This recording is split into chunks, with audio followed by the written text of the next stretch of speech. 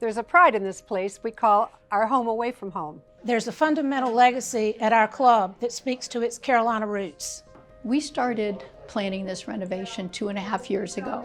Members had requested via survey that we would focus on local artists, so we put together a really great process to make selections, and I think you'll like what we've done. These are unique people, fiercely proud of what they do, and obviously very talented. We hope you will enjoy these artists' stories and the work as much as we do.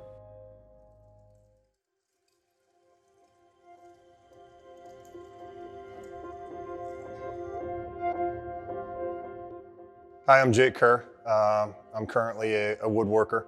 Former Army officer. I was commissioned out of West Point into the infantry.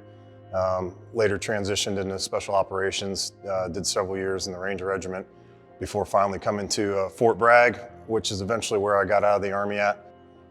So my transition out of the Army was pretty tough, mentally, emotionally, physically.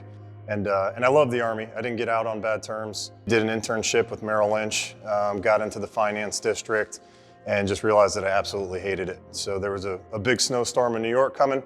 I got a U-Haul, a couple duffel bags full of clothes, a pile of steel, a pile of wood, and my tools, and I drove overnight back to Southern Pines.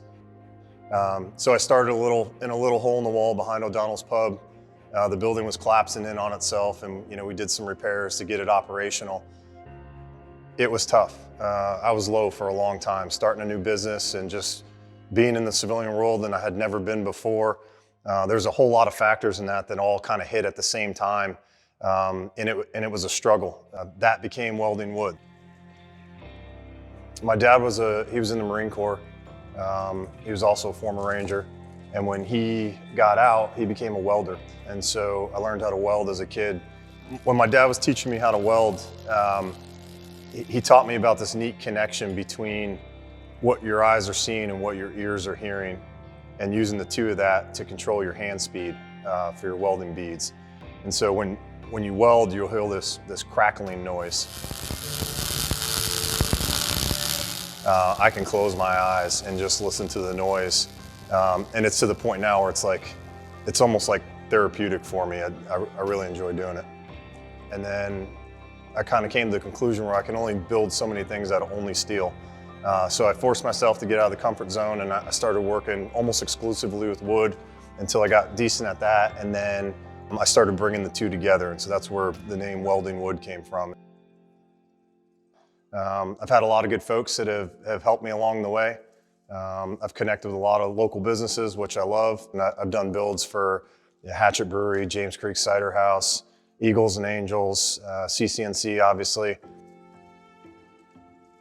So CCNC folks, I think this program and what you guys are doing is really cool, bringing local artists in together. One, it's keeping you connected to the community, which, not being a member, I enjoy. That was my first time over there. I thought the place was gorgeous. And the fact that you're connecting multiple artists from the local area together, I think that just gives your club more meaning in general, and we obviously appreciate it.